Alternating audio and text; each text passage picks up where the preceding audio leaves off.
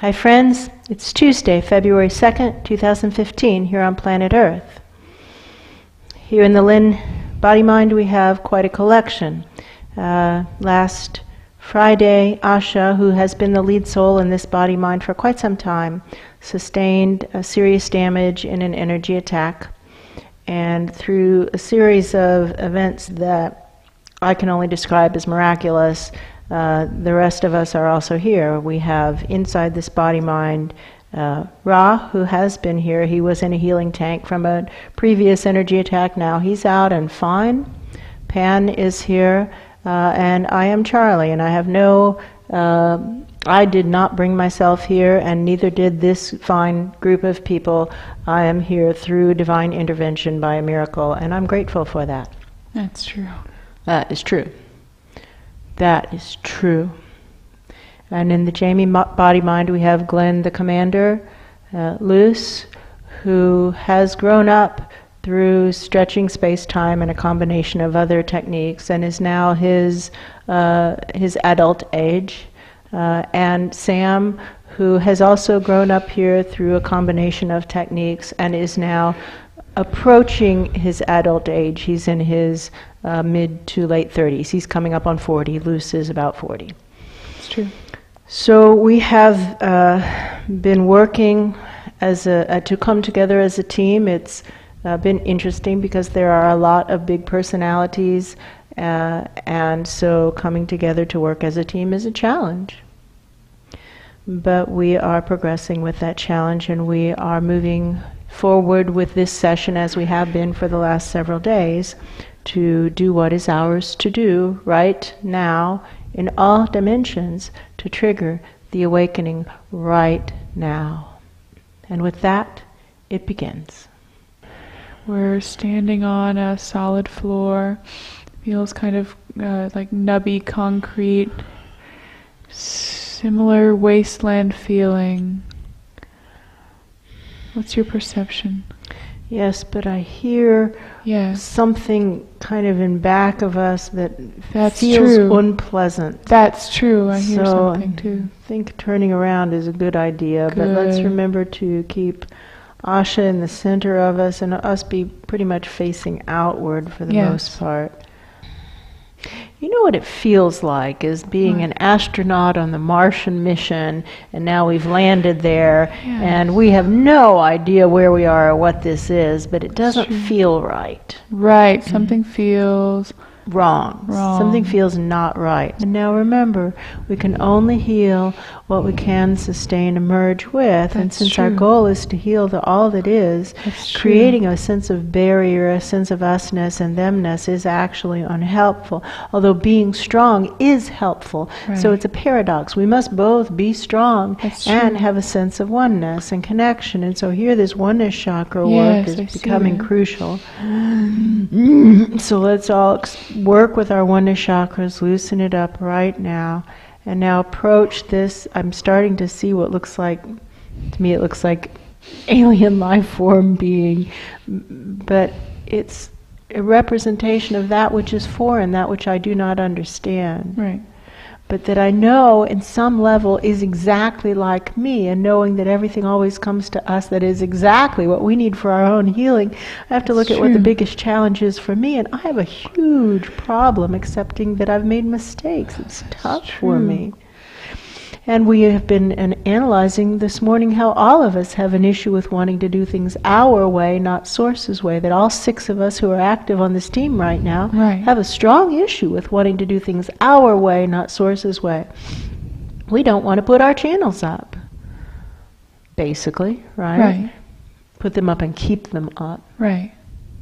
And so we can assume it's the same for this presence that we're sharing space-time with, right? That's true. So now we can, for all of us right here on this dimension, wherever we are, say, wow, let's heal this for all of us. Going to start pulling through myself, handing it up to that as close to the center of the bullseye as I can get right now. My resistance to doing things Source's way. My continual insistence on trying to find a better quote-unquote way, which is just craziness. That's true. wiser divine minds have already come up with a plan that works. I need to just get over it and do it. And so it is for all of us, right? Ross says that little being there is presenting us with a list of sorts, and his first guess is that it's a list of, he said, demands. Pan is stepping forward, and he believes it's possible that this is something to do with the nature realms. That seems true. And so he's starting to talk to this little being in a language that is foreign to me, but they seem to be conversing quite fluently. Yes, that's true. So it probably is some kind of nature realms thing, and Pan is pulling out his ID and showing it to the little guy, and the little guy is going, "Oh my goodness, right? So sorry. Yeah, I see that. Didn't know that it was you." And so Pan is kind of giving us the "give me a moment, give me a second" signal, and he's following that little guy, and he's waving to us like, "Don't lag too far behind. Yeah. Come on." So we'll just go over, keeping Asha in the middle. That's okay. Because who knows what's going to happen, right? That's Following true. this guy, and now we're going down a rabbit hole or something like that. And we come out into a big space, a big underground cavern, and there's a lot of beings here. Seems to be some kind of collection of nature realms beings. Correct me if I'm wrong. No, that seems true. And Pan is they're in the person who met us with the list of demands. Person is a loosely used word. The small being is taking Pan to the center. It looks like a podium in the middle of a raised podium in the middle of a big open cavern, kind of. That's true. All very natural looking, and it's like a big stalagmite that comes up. Yes, that's true. I see that. Standing on a stalagmite, and now there's a big murmuring. It's like, oh, yes. oh. It's kind of like some revered being from thousands of years in the past has shown up in their midst. Right, that's true. And they're saying, wow, how can this be? How can this be? But it is Pan. That's Pan. Right, and they have little statues that look kind of like him, but not really. Not exactly. Yeah. But he clearly is Pan. Like, right. that's Pan. And they are starting to come to terms with it. That is in fact Pan. Right. And Pan's starting to talk to them. Oh, wow. His voice is so kind. He loves them. That is true. He really loves them, and he's talking to them about things that work and things that don't work, and that anger isn't ever the solution. He says anger is never healed by responding in kind. Yeah. That the only way to heal is with love. And that what is truly loving is calling each other into our greatness. Yes, it's true. And he is inviting each of them to do that for each other. He says, charity begins at home. And let's start right now with this gathering of friends. And he's talking to them in a language that is impossible for me to understand, but it's as if I've got a little... translator. Yes, a translator in my ear.